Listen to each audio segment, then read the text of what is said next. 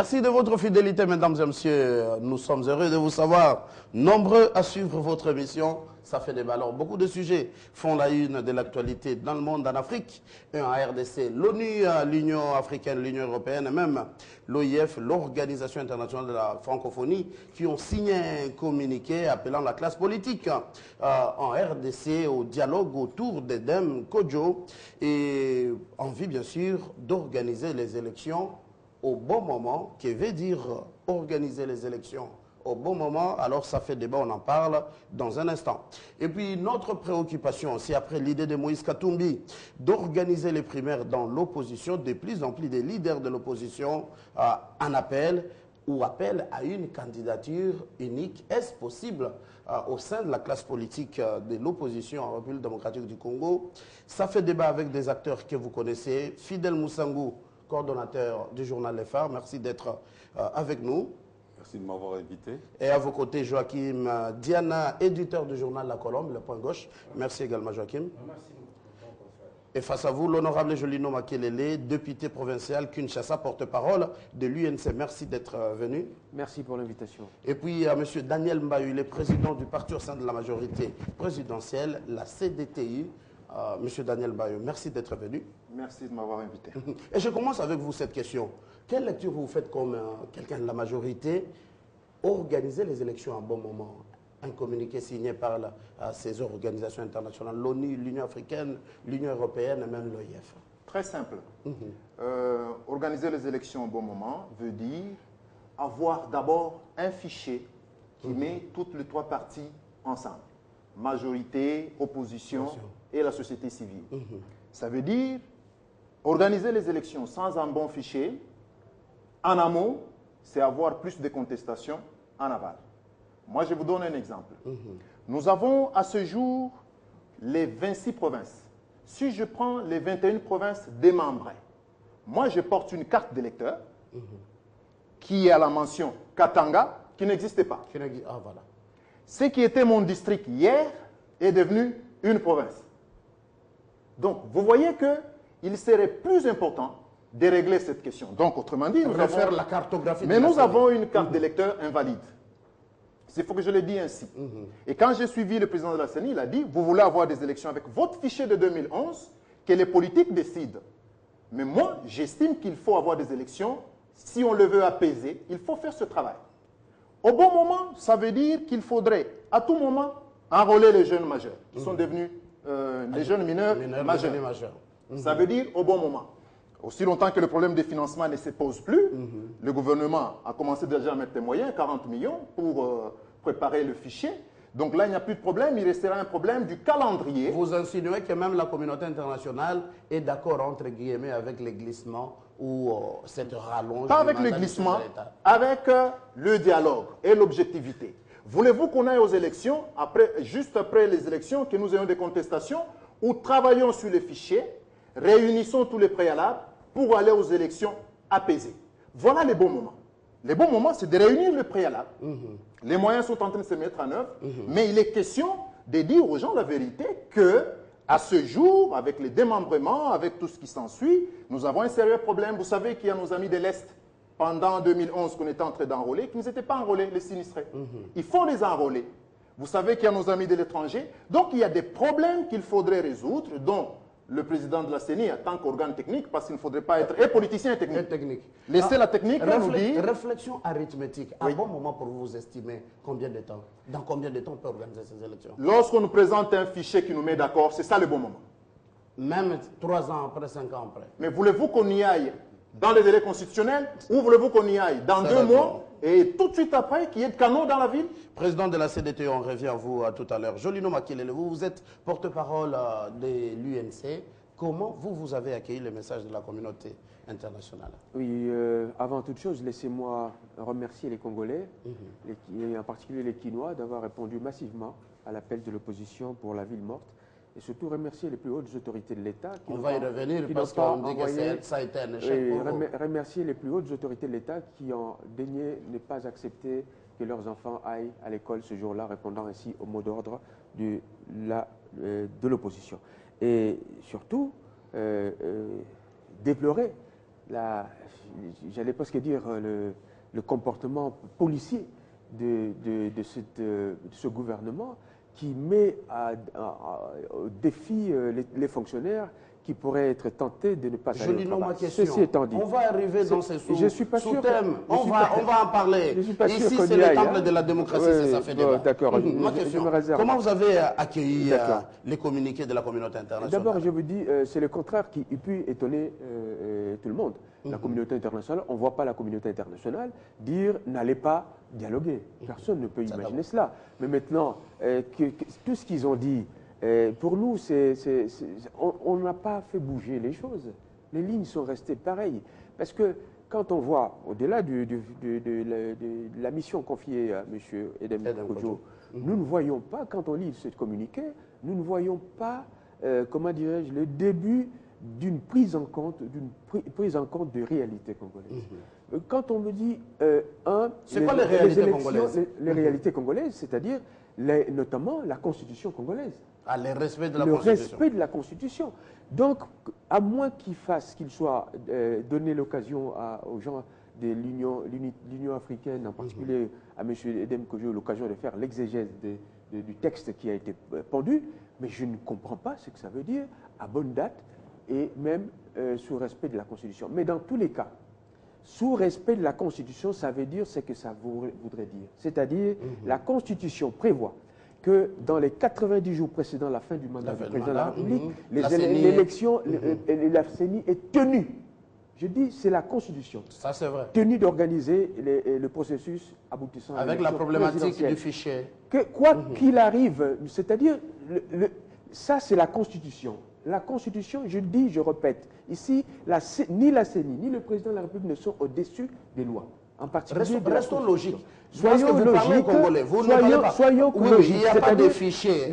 Non, toujours avant la fin du mandat du président, on convoque les élections. Non, on les fait comment? En 2006, ils ont bien fait un enrôlement en 5 mois. En 2011, pareil. Ils ont le temps de procéder à l'enrôlement de tous les Congolais, y compris les jeunes. Et le problème sera bouclé. Le reste, ce sont des problèmes techniques, les commandes de matériel, etc. Donc, nous disons, nous ne pouvons pas tomber dans ce panneau-là. Cette majorité et cette CENI ont tout fait ensemble. Et la communauté internationale, pour vous, les rappels ne vous interpellent pas? Non, nous disons que s'ils parlent déjà des délais constitutionnels, nous apprécions. Ah, ça d'accord. Ça veut dire, en d'autres termes, et nous pensons avoir le même entendement que eux, ça veut dire que la CENI, ni la majorité ne peuvent aller au-delà de ce qui est constitutionnel. Et d'ailleurs, je m'étonne que la CENI puisse éventuellement envisager des choses qui vont au-delà des termes constitutionnels. Ce serait une violation de la loi. C'est peut-être le pragmatisme. Non, il n'y a pas de pragmatisme. C'est comme ça qu'on va dans le désordre. Et ce pays n'a jamais avancé. Tout simplement parce que à chaque fois qu'on veut passer à une alternance, il y en a un qui va dire non, allons au dialogue. Et je vous dis, ce qui pourrait se passer, c'est qu'à Dieu ne plaise. Si jamais aujourd'hui le président Kabila et sa majorité s'entêtaient à faire ce dialogue-là pour violer la Constitution, parce qu'il n'y a pas à faire autrement. Parce que pourquoi ils feraient le dialogue? Sinon que parce qu'ils ont comme obstacle la Constitution. Ah, l'OIF, l'ONU, l'Union européenne, c'est pas Joseph Kabila tout de même. Non, Jolino. Non, j'ai dit, nous ne sommes pas bêtes. Hein, ça a commencé. Vous savez que c'est depuis février de l'année passée que le calendrier avait été publié. Que vous aviez refusé. Non, on va revenir à vous tout à l'heure. Nous avons dit, je termine par là, nous avons dit que c'était un calendrier irréaliste. Et tous les éléments qui sont le fait de cet irréalisme ont été finalement adoptés par tout le monde. L'argent, le gouvernement n'a jamais mis l'argent. C'est à la dernière minute. Ils sont déjà 40 millions. Mais mon cher ami, par rapport à combien? Ah voilà. Fidèle Moussango, vous comme chroniqueur politique, vous suivez de près les événements politiques en République démocratique du Congo. Les communiqués d'abord de la communauté internationale, quelle lecture? Non, c'est un communiqué qui renforce encore le flou. À bonne date. Je me suis demandé, c'est écrit en chinois, que les autres n'ont pas bien traduit, quoi. D'ailleurs, c'est votre journal qui a titré. Oui. Un communiqué qui renforce le flou. Le flou artistique, on s'est dit, qu'est-ce que c'est comme histoire? Les quatre là, l'Union, OIF, Union africaine, Union européenne, ONU, cela passe des comédies. Deuxième élément, vous savez que le soi-disant médiateur là-bas pose problème. Il n'a pas été accepté par tout le monde. Moralité, si maintenant, comme il semble être accepté par la majorité, si on dit non, vous partez, vous allez voir, ce que le prochain médiateur, la majorité va refuser. Parce que nous avons affaire à quoi? Nous avons affaire à un camp qui multiplie ce qu'on appelle les écueils. Écoutez, voilà. C'est la majorité mon, qui multiplie mon ami vient de l'opposition. parler de 26, je sais pas, 27 provinces. Et qu'on s'entende bien. Qu'on s'entende bien. La Constitution passe et dès 18 mars 2006, n'est-ce pas? Ouais. Pourquoi on n'a pas fait ces provinces? Pourquoi on n'a pas démembré à cette époque-là? Pourquoi? Parce qu'il y avait des problèmes sérieux de survie de ces provinces. 2011, on n'en a pas parlé. Curieusement, nous sommes pratiquement en 2015, paf, par un coup de Damoclès, on coupe le pays. Et puis, comme ici, on a l'habitude de ne pas respecter la Constitution, c'est un chiffon, allez, on nomme des commissaires spéciaux. Maintenant, écoute, maintenant on parle de dialogue. Oh, le dialogue, la question ne pose pas, monsieur, mettez vos problèmes de 27 provinces à côté. Nous revenons à 11 provinces. Parce qu'il y a un expert attitré qui s'appelle Mousito, qui est de la majorité, qui a bien fait une étude économique et sociologique pour dire que ces provinces-là ne sont pas viables. Il est revenu 11 provinces, il a dit, mais même les 11 provinces, on vante le refus de la Constitution. Mais 40% de la rétrocession. Est-ce qu'Adolphe Mousito, ce n'est pas la peur des politiques qui ne voient pas des choses aller? Non, lui, c'est un politique qui est objectif. Il vous dit, en tant qu'économiste, inspecteur des finances, spécifique général des finances, je vous dis que ces provinces-là ne seront pas viables. D'autant plus que les 11 provinces, la rétrocession est de 8%. Au moment où je vous parle, les provinces totalisent 5 points sans rétrocession. Ma petite question, Fidel Moussango. Oui. Mais le problème est déjà là. Répondez à la préoccupation Je de réponds M. pour Mayo. lui, Disons, la question est la suivante. C'est lui qui a une carte d'électeur de Bandundu, province orientale. Ça n'existe plus. C'est déjà divisé. Le problème est là. Qu'est-ce qu'il faut faire? Non, Kabila, il a fait un coup.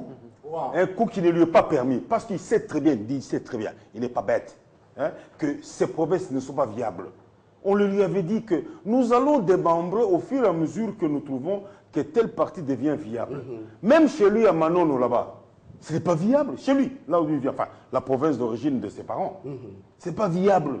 Même vous allez au Katanga, il y a des parties, à part le sud, où il y a quand même des industries qui produisent. Les Nord ne produisent rien. Le poisson n'est là que nous.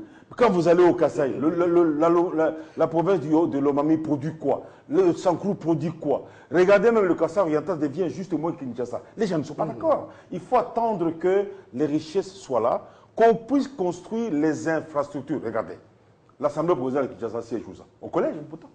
Nous sommes dans la capitale. Et alors, à Boen, là-bas, où va rester le gouvernement? Il y a même des commissaires qui restent chez les catholiques. Ça aussi, je t'ai mis par là pour vous dire ceci, c'est qu'il ne faut pas construire des problèmes pour dire non, on va dire non. Le dialogue de monsieur, vos provinces là, à côté. Donner les mécanismes. Ouais, non. Les mécanismes. À côté. Ça, c'est un deuxième élément. Non, papa, ce qu'il a fait est anticonstitutionnel, monsieur. Soyons congolais. Mais à Manono, qu'est-ce qu'il y a à Manono? Le gouvernement va ronger où ça?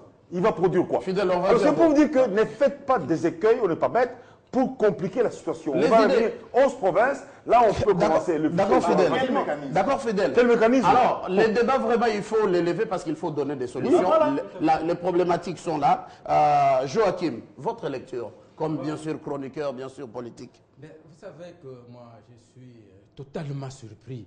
Si c'est cela les débats dans ce pays, je regrette. Et lorsque ce débat se fait avec les gens sur qui la population doit compter, même pour cette alternance, je suis surpris. On nous apprend ici que, après l'Union européenne et consort, aucune ligne n'a bougé. Et vous pensez que les lignes ont bougé depuis qu'un certain groupe de partis politiques ont dit non au dialogue. Les lignes ont bougé. La communauté internationale, avec ceux qui sont pro-dialogue ici, ne peuvent pas bouger les lignes. Vous voyez le nombrilisme.